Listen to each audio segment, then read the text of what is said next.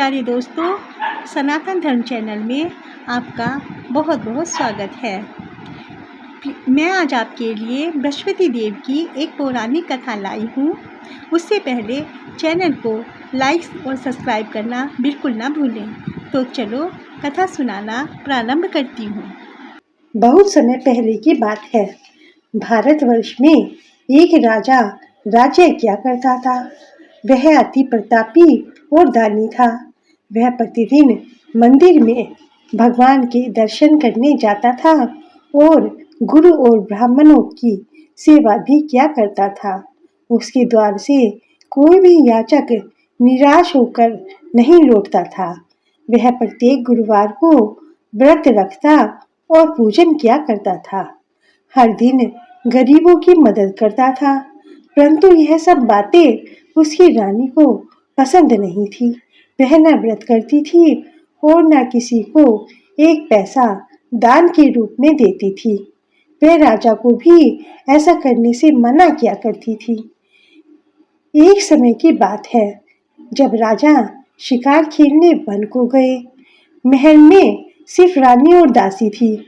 उसी समय गुरु बृहस्पति देव साधु का रूप धारण कर राजा के दरवाजे पर भिक्षा मांगने आए। साधु ने रानी से भिक्षा मांगी तो वह कहने लगी, हे साधु महाराज, मैं इस दान और पुण्य से तंग आ गई हूँ। इस काम के लिए तो मेरे पति देव ही बहुत हैं। अब आप ऐसी कृपा करें कि यह सारा धन नष्ट हो जाए तथा मैं आराम से रह सकूं। साधु का भेष रखे बृहस्पति देव ने कहा, हे देवी, तुम अति विचित्र हो। संतान और धन से कोई दुखी नहीं होता, इसको सभी चाहते हैं। पापी भी पुत्र और धन की इच्छा किया करता है।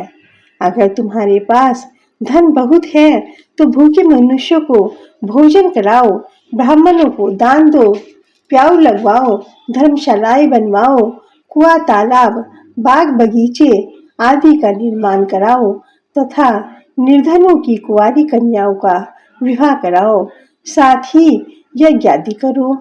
इस प्रकार के कर्मों से आपके कुल का एवं आपका नाम लोक परलोक में प्रसिद्ध होगा एवं स्वर्ग की प्राप्ति होगी। किंतु वह रानी साधु की इन बातों से खुश न हुई। वह बोली, हे साधु महाराज, मुझे ऐसी संपत्ति की आवश्यकता नहीं जो मेरे काम न आए तथा जिसे मैं अन्य लोगों को बांटती फिरूं, जिसको रखने और संभालने में ही मेरा सारा समय नष्ट हो जाए। साधु ने रानी को समझाने का बहुत प्रयास किया, परंतु रानी अपनी बात पर अड़ी रही। तब साधु ने कहा, हे देवी, यदि तुम्हारी ऐसी इच्छा है तो मैं जैसे तुम्हें बताता हूँ तुम वैसा ही करना। बृहस्पतिवार के दिन घर को गोबर से लीपना, अपने केशों को पीली मिट्टी से धोना, केशों को धोते समय स्नान करना, राजा से कहना वह हजामत करवाए, भोजन में मांस मदिरा खाना, कपड़े धोबी के यहाँ धुलने डालना। इस प्रकार 7 बृहस्पतिवार निरंतर करने से तुम्हारा सब धन नष्ट हो जाएगा। ऐसा कहकर साधु रूपी बृहस्पति देव अंतर्ध्यान हो गए।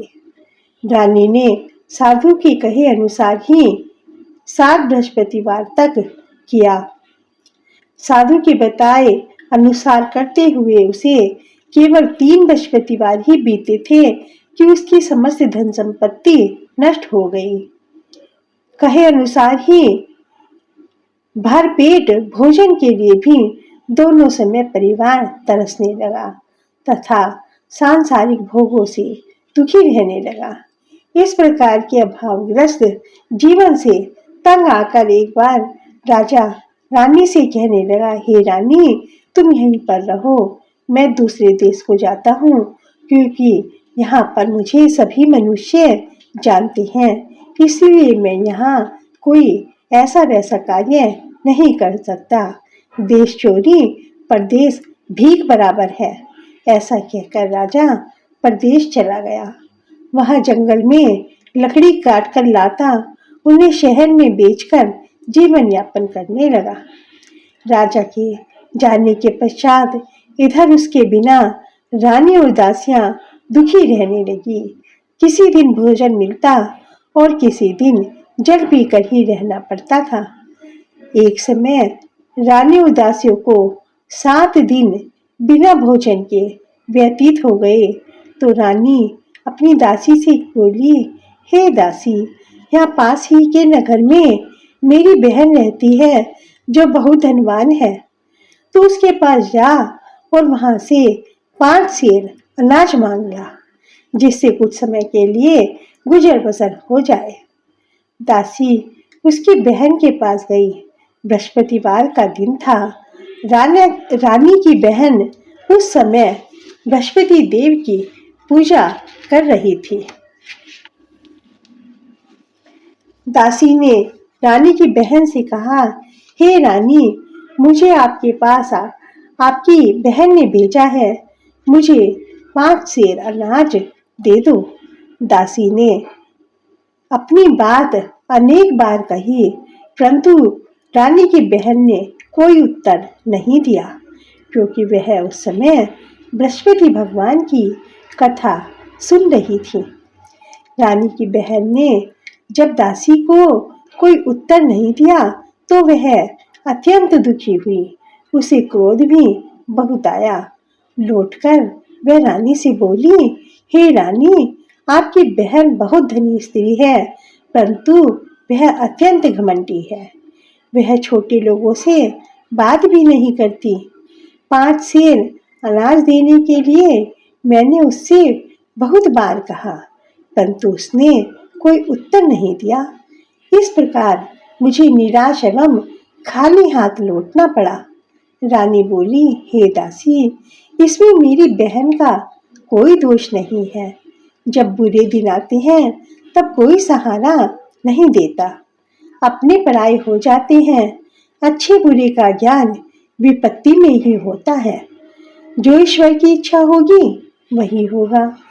यह सब हमारे भाग्य का दोष है। उधर पूजा समाप्त होने के पश्चात रानी की बहन ने सोचा, मेरी बहन की दासी आई थी, परंतु मैंने उसे कोई उत्तर नहीं दिया, इससे वह बहुत दुखी हुई होगी। कथा सुनकर तथा विष्णु भगवान का प्रसाद ग्रहण कर वह बहन के घर गई तथा बोली, हे बहन, मैं बृहस्पतिवार का व्रत कर रही थी। तुम्हारी दासी आई, परंतु कथा समाप्त होने से पहले न उठते हैं और न बोलते हैं, इसीलिए मैं नहीं बोली। बताओ दासी, किस कार्य से मेरे पास गई थी? रानी बोली, हे बहन, हमारे घर में अनाज नहीं था तथा राजा परदेश गए हुए हैं।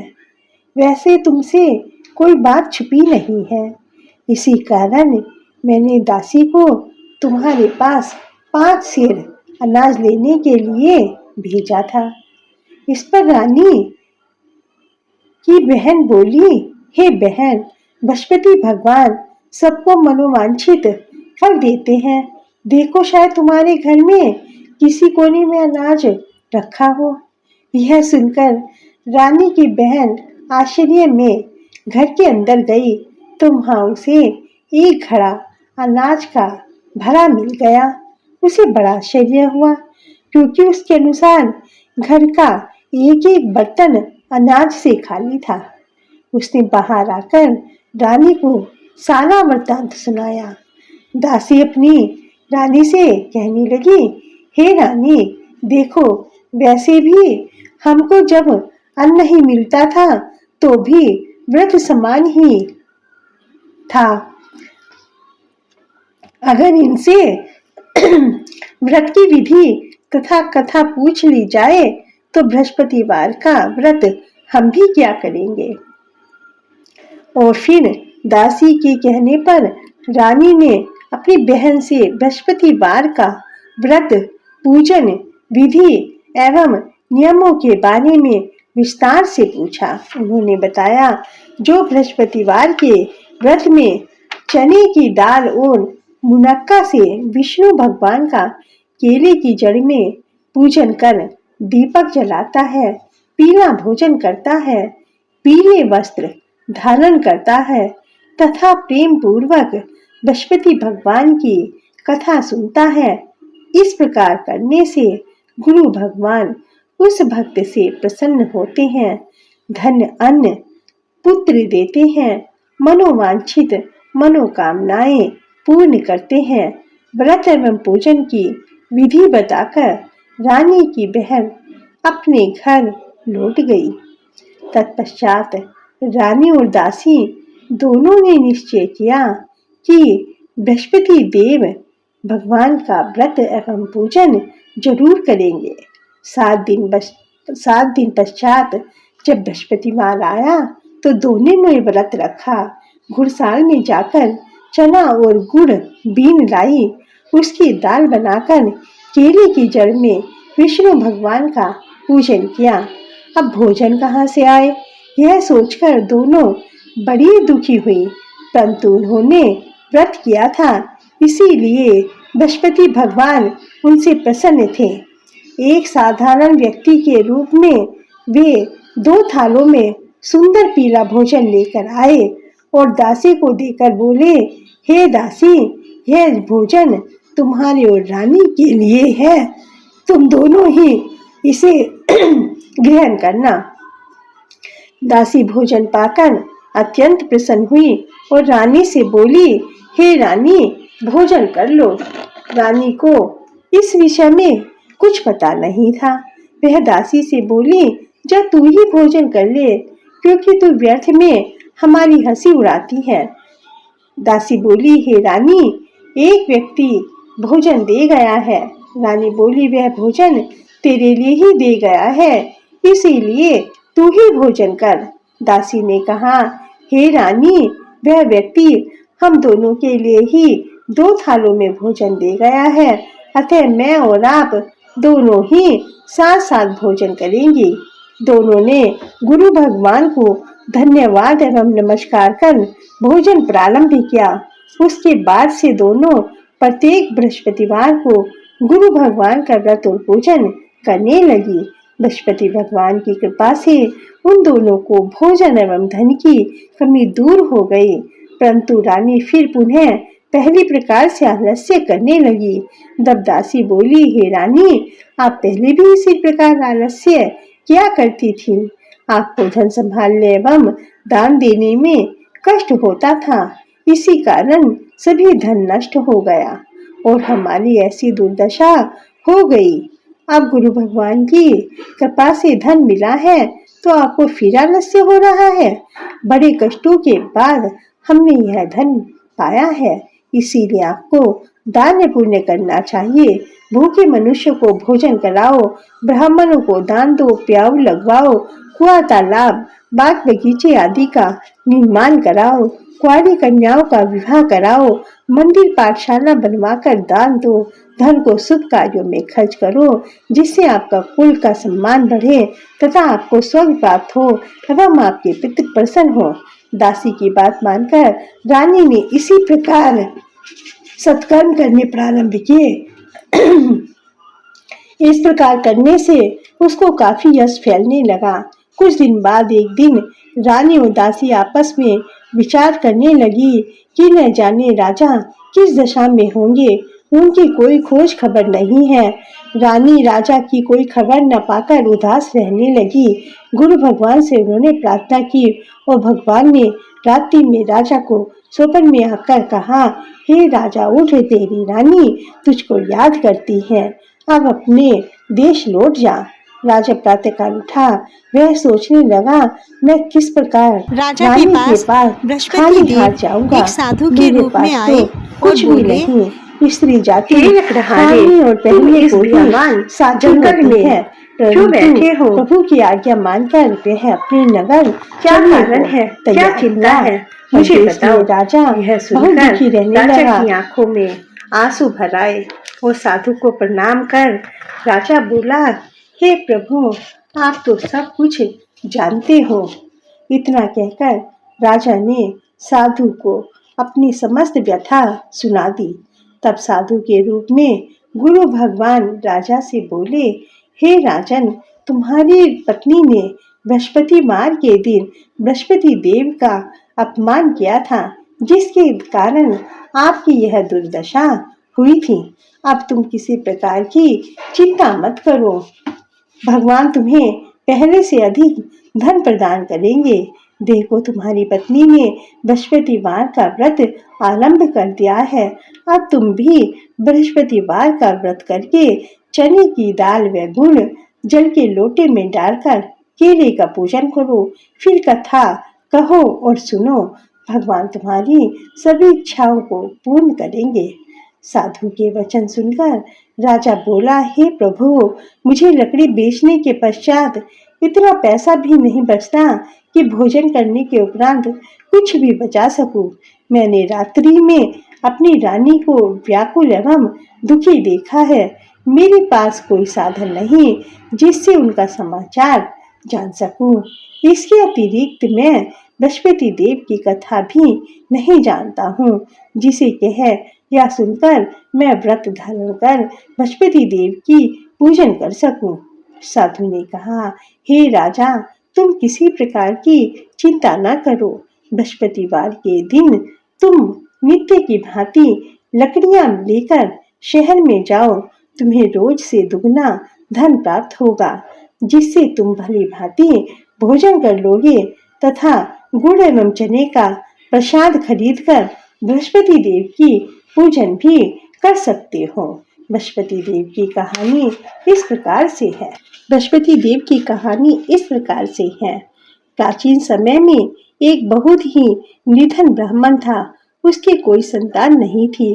ब्राह्मण नित्य पूजा पाठ करता, ब्राह्मण स्वभाव से दयालु तथा धार्मिक विचारों वाला व्यक्ति था, परंतु उसकी स्त्री बहुत मलिनता के साथ रहती थी। वह स्नान न करती और न किसी देवता का पूजन किया करती थी। सुबह उठते ही सर्वप्रथम भोजन करती, बाद में घर के अन्य कोई कार्य करती थी। अपनी पत्नी की ऐसी आदत के कारण ब्राह्मण देवता बहुत दुखी रहा करते थे, परंतु वह अपनी स्त्री को बहुत समझाने का प्रयास करते, परंतु कोई परिणाम न निकलता। भगवान की कृपा से ब्राह्मण की स्त्री के एक कन्या उत्पन्न हुई। वह कन्या ब्राह्मण के घर में बड़ी होने लगी। वह बालिका प्रातःकाल ही स्नान करके विष्णु भगवान का जाप किया करती थी। बृहस्पति देव का व्रत भी करने लगी। पूजा पाठ समाप्त कर पाठशाला जाती तो अपनी मुट्ठी में जौ भर कर ले जाती और पाठशाला के मार्ग में डालती जाती। भगवान की कृपा से वही जो सोने के हो जाते, लौटते समय उन्हें बीनकर घर ले आती थी। एक दिन वह बालिका सूप में उन सोने के जौ को फटककर साफ कर रही थी। तभी उसकी माँ ने देख लिया और बोली, हे बेटी, सोने के जौ फटकने के लिए सोने का ही सूप होना चाहिए। दूसरे दिन बृहस्पतिवार था। कन्या ने व्रत रखा और बृहस्पति देव से प्रार्थना करके कहा, हे प्रभु, यदि मैंने सच्चे मन से श्रद्धा पूर्वक आपका पूजन एवं व्रत किया हो तो कृपया सोने का सूप भी दे दो। बृहस्पति देव ने उसकी प्रार्थना स्वीकार कर ली। नित्य की भांति वह कन्या जो फैलाती हुई पाठशाला गई। पाठशाला से लौटकर जब वह जो बीन रही थी तो बृहस्पति भगवान की कृपा से उसे सोने का सूप प्राप्त हुआ। सोने के सूप को वह घर के अंदर ले आई और उससे जो साफ करने लगी, परंतु उसकी माँ का वैसा ही आचरण रहा। एक दिन वह कन्या सोने के सूप में सोने के जौ साफ कर रही थी। उसी समय अचानक उस नगर का राजकुमार वहां से होकर निकला। कन्या के रूप एवं कार्य को देखकर राजकुमार कन्या पर मोहित हो गया। राजमहल लौटकर राजकुमार ने अन्न तथा जल त्याग कर उदास होकर लेट गया। राजा को जब अपने पुत्र द्वारा अन्न जल त्यागने का समाचार प्राप्त हुआ तो अपने मंत्रियों के साथ वह राजकुमार के पास गए और बोले, हे बेटे, तुम्हें किस प्रकार का दुख है? किसी ने तुम्हारा अपमान किया है या कोई और कारण है? मुझे बताओ। मैं वही कार्य करूंगा जिससे तुम्हें प्रसन्नता प्राप्त हो। राजकुमार ने पिता को सारी बात बता दी। आखिर किसी ने मेरा अपमान नहीं किया है, परंतु मैं उस कन्या के साथ विवाह करना चाहता हूँ जो सोने के सूप में सोने के जो साफ कर रही थी। यह सुनकर राजा आश्चर्य में पड़ गया और बोला, हे राजकुमार, इस तरह की कन्या का पता तुम ही लगाओ, मैं तुम्हारा विवाह उसके साथ अवश्य करवा दूंगा। राजकुमार ने प्रसन्न होकर राजा को उस ब्राह्मण कन्या के घर का पता बताया। राजा के आदेश पर मंत्री उस कन्या के घर गए और राजा का आदेश ब्राह्मण को कह सुनाया। कुछ ही दिन बाद ब्राह्मण की कन्या का विवाह राजकुमार के साथ हो गया। कन्या के घर से विदा होते ही ब्राह्मण के घर में पहले की तरह निर्धनता वास करने लगी। अब भोजन के लिए भी अन्न बड़ी मुश्किल से मिलता था। एक दिन दुखी होकर ब्राह्मण देवता बेटी से मिलने गए। बेटी ने पिता की ऐसी दशा को देखकर कहा, अपनी माँ का समाचार पूछा। ब्राह्मण ने पुत्री को सभी हाल कह सुनाया। पुत्री ने अपने पिता को बहुत सा धन देकर विदा किया। इस प्रकार ब्राह्मण का कुछ समय सुखपूर्वक व्यतीत हुआ, लेकिन धन समाप्त होने के बाद फिर वैसी ही स्थिति हो गई। ब्राह्मण फिर अपनी कन्या के यहाँ गया और सभी हाल कह सुनाया। पुत्री बोली, हे पिताजी, आप माता को यहाँ लिवा लाओ, मैं उन्हें वह विधि बता दूंगी जिससे दरिद्रता दूर हो जाए। ब्राह्मण देवता अपनी पत्नी को साथ लेकर राजमहल पहुंचे। पुत्री अपनी माँ को समझाने लगी, हे माँ, तुम सुबह उठकर सर्वप्रथम स्नान आदि करके भगवान का पूजन किया करो। विष्णु भगवान सब दरिद्रता दूर कर देंगे। परंतु उसकी माँ ने उसकी एक बात न मानी। वह सुबह उठकर सर्वप्रथम अपनी पुत्री का बच्चा झूठन खाने लगी। एक दिन उसकी बेटी को अपनी माँ पर बहुत गुस्सा आया। उसने एक रात कोठरी से सारा सामान निकालकर अपनी माँ को उसमें बंद कर दिया। प्रातःकाल माँ को स्नान आदि करवाकर पूजा पाठ करवाया तो उसकी माँ की बुद्धि सुधर गई। उसके बाद वह प्रतिदिन पूजा पाठ करने लगी। प्रत्येक बृहस्पतिवार को व्रत भी रखने लगी। इस व्रत के प्रभाव से उसकी माँ की भी अत्यंत धनवान और पुत्रवती हो गई। बृहस्पति देव की कृपा से वृद्धावस्था में मृत्यु को प्राप्त कर स्वर्ग को गई। वह ब्राह्मण भी सुखपूर्वक इस लोक का सुख भोग कर स्वर्ग को प्राप्त हुआ। इस प्रकार कहानी कहकर साधु देव वहां से अंतर्ध्यान हो गए। धीरे धीरे समय बीत गया तथा बृहस्पतिवार का दिन आया। लकड़हारा रूपी राजा जंगल से लकड़ी काटकर शहर बेचने गया। आज उसे और दिनों से अधिक धन मिला। राजा ने चना गुड़ आदि लाकर विष्णु भगवान का पूजन किया। इस दिन उसके सभी कष्ट दूर हो गए, परंतु दूसरी बार वह व्रत करना भूल गया। इस कारण बृहस्पति भगवान उससे नाराज हो गए।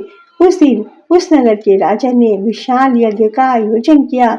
उसमें सभी मनुष्य को भोजन करने के लिए बुलाया और यह आदेश दिया कि कोई भी अपने घर आग न जलाए। सभी लोग मेरे यहाँ भोजन करने आए। जो इस आज्ञा को न मानेगा उसको सूली पर चढ़ा दिया जाएगा। राजा की आज्ञा अनुसार सभी लोग भोजन करने आए, परंतु वह लकड़हारा राजा कुछ विलंब से पूछा। इसीलिए राजा उसको अपने साथ अपने महल में लिवा लाए। जैसे ही दोनों भोजन कर रहे थे, रानी की दृष्टि उस खूंटी पर गई जिस पर उसका हार लटका हुआ था। वह हार खूंटी पर लटका हुआ दिखाई नहीं दिया तो रानी ने निश्चय किया कि इस लकड़हारे ने ही मेरा हार चुरा लिया है। उसी समय रानी की जिद पर राजा ने सैनिक बुलवाकर लकड़हारे को जेल में डलवा दिया। जेल खाने में बंद वह लकड़हारा बहुत दुखी होकर विचार करने लगा कि न जाने कौन से पूर्व जन्म के कर्म से मुझे यह सब दुख प्राप्त हो रहे हैं। जेल में बंद लकड़हारा भगवान बृहस्पति देव को याद करने लगा। तभी बृहस्पति देव साधु के रूप में प्रकट हो गए और उसकी दशा देखकर कहने लगे, हे मूर्ख, तू बृहस्पति देव की कथा एवं व्रत करना भूल गया, इसी कारण तुझे दुख प्राप्त हुआ है। अब किसी प्रकार की चिंता मत कर। बृहस्पतिवार के दिन जेल खाने के दरवाजे पर तुझे 4 पैसे पड़े मिलेंगे। तुम मुझसे प्रसाद मंगवाना, बृहस्पति देव की पूजन और कथा करना, कथा का प्रसाद स्वयं भी ग्रहण करना तथा दूसरों को भी खिलाना। इस प्रकार करने से सभी कष्ट दूर हो जाएंगे। अगले दिन बृहस्पतिवार आया। राजा को 4 पैसे पड़े मिले। राजा ने पूजा का सामान मंगवाकर कथा कही और प्रसाद बांटा। उसी रात बृहस्पति देव ने उस नगर के राजा को सपन में दर्शन देकर कहा, हे राजा, तूने जिस आदमी को जेल खाने में बंद किया है वह निर्दोष है, उसे छोड़ दो। रानी का नौलखा हार उसी खूंटी पर लटका हुआ है। अगर तू ऐसा नहीं करेगा तो मैं तेरे राज्य को नष्ट कर दूंगा। राजा सुबह उठा और खूंटी पर हाथ देखकर लकड़हारे को बुलवाकर उससे क्षमा मांगी तथा राजा के योग्य सुंदर वस्त्राभूषण देकर उसे विदा किया। बृहस्पति देव की आज्ञा के अनुसार राजा अपने नगर को चल दिया। जब वह नगर के पास पहुंचा तो उसे बहुत आश्चर्य हुआ। वहां पहले से अधिक तालाब, बाग बगीचे, कुएं, बहुत सी धर्मशालाएं, मंदिर आदि बने हुए थे। राजा ने जब नगरवासियों से पूछा, यह सब किसने बनवाए हैं? तब नगर के सब लोग कहने लगे, यह सब रानी और दासी ने बनवाए हैं। राजा को बहुत आश्चर्य हुआ, परंतु क्रोध भी बहुत आया। जब रानी ने यह सब खबर सुनी कि राजा आ रहे हैं तो उसने दासी से कहा, हे दासी, देख, राजा हमें अत्यंत दीन अवस्था में छोड़कर गए थे। वह हमारी ऐसी दशा देखकर द्वार से ही न लौट जाए, इसीलिए तू दरवाजे पर खड़ी हो जा। रानी की आज्ञा को सुनकर दासी दरवाजे पर खड़ी हो गई। राजा आए तो उन्हें अपने साथ महल में लिवा लाई। जब राजा ने क्रोध करके अपनी तलवार निकाली और रानी से पूछा, बताओ तुम्हें इतना धन कैसे प्राप्त हुआ है? तब रानी ने कहा, हमें यह सब धन बृहस्पति देव के व्रत के प्रभाव से प्राप्त हुआ है। अब राजा ने निश्चय किया कि 7 दिन बाद तो बृहस्पति देव का व्रत सभी करते हैं, परंतु मैं प्रतिदिन दिन में 3 बार कथा कहा करूंगा तथा रोज व्रत क्या करूंगा। अब हर समय राजा के दुपट्टे में चने की दाल बंधी रहती, वे दिन में 3 बार कथा कहता। ऐसे ही एक दिन राजा ने विचार किया कि चलो अपनी बहन के घर हो आऊं। ऐसा कहकर राजा घोड़े पर सवार होकर अपनी बहन के यहाँ चल दिया। बाद में उसे देखा, कुछ आदमी एक मुर्दे को लिए जा रहे हैं। उन्हें रोककर वह कहने लगा, अरे भाइयों, कुछ देर मेरी बृहस्पति देव की कथा सुन लो। वह बोले, लो, हमारा तो आदमी मर गया है, इसको अपनी कथा की पड़ी है। परंतु कुछ आदमी बोले, अच्छा कहो, हम तुम्हारी कथा भी सुनेंगे। राजा ने दाल निकाली और कथा कहनी शुरू कर दी। जब कथा आधी ही हुई थी तो मुर्दा हिलने लगा और कथा जब पूरी हुई तो राम राम कह के खड़ा हो गया। राजा आगे चला, उसे चलते चलते शाम हो गई। बाद में उसे एक किसान खेत में हल चलाता मिला। राजा ने उससे कहा, अरे भैया, तुम मेरी बृहस्पति देव की कथा सुन लो। किसान बोला, जब तक मैं तेरी कथा सुनूंगी तब तक 4 ढैया खेत ना जोत लूंगा। जाओ भैया, अपनी कथा किसी और को सुनाना। राजा आगे चलने लगा। राजा के हटते ही किसान के बैल पछाड़ खाकर गिर गए और किसान के पेट में बहुत तेज दर्द होने लगा। उसी समय किसान की माँ रोटी लेकर आई। जब उसने यह देखा तो पुत्र से सारा हाल पूछा। पुत्र ने सारा हाल बता दिया। किसान की माँ दौड़ी दौड़ी घोड़े पर सवार राजा के पास गई और बोली, हे बेटे, तेरी कथा मैं सुनूंगी, तू अपनी कथा मेरे खेत पर ही चलकर कहना। राजा ने लौटकर किसान के खेत पर जाकर कथाएं कही, जिसके सुनते ही किसान के पेट का दर्द बंद हो गया और फिर राजा अपनी बहन के घर पहुंच गया। बहन ने भाई की बहुत आवभगत की। दूसरे दिन राजा सुबह जागा तो उसने देखा सभी लोग भोजन कर रहे हैं। राजा ने अपनी बहन से ऐसा पूछा कि कोई मनुष्य ऐसा है जिसने भोजन न किया हो और जो मेरी बृहस्पति देव की कथा सुन ले। बहन बोली, हे भैया, यह देश ऐसा ही है, यहाँ लोग पहले भोजन करते हैं, बाद में अन्य कोई कार्य करते हैं। अगर मैं कोई पड़ोस में हो तो देख आती हूँ। ऐसा कहकर बहन चली गई, परंतु उसे कोई व्यक्ति नहीं मिला जिसने भोजन न किया हो। वह कुम्हार के घर गई जिसका लड़का बीमार था। उसे यह पता चला कि उसके यहाँ 3 दिन से किसी ने भोजन नहीं किया है। राजा की बहन ने अपने भाई की कथा सुनने के लिए कुम्हार से आग्रह किया तो वह तैयार हो गया। राजा ने जाकर बृहस्पति देव की कथा कही, जिसको सुनते ही कुम्हार का लड़का ठीक हो गया। अब तो राजा की हर ओर प्रशंसा होने लगी। कुछ दिन बाद राजा ने अपनी बहन से कहा, हे बहन, मैं अपने घर जाऊंगा, तुम भी तैयार हो जाओ। राजा की बहन ने अपनी सास से कहा कि मेरा भाई मुझे अपने साथ ले जाना चाहता है। सास बोली, चली जा, परंतु अपने लड़के को नहीं छोड़ जा, क्योंकि तेरे भाई के कोई संतान नहीं है।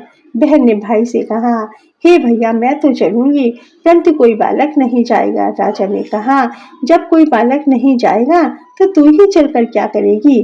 दुखी मन से राजा अपने नगर को लौट आया। राजा रानी से बोला, हे रानी, हम निर्वंशी हैं, हमारा मुंह देखने का भी धर्म नहीं है। वह उदास होकर बिना भोजन के सैया पर लेट गया।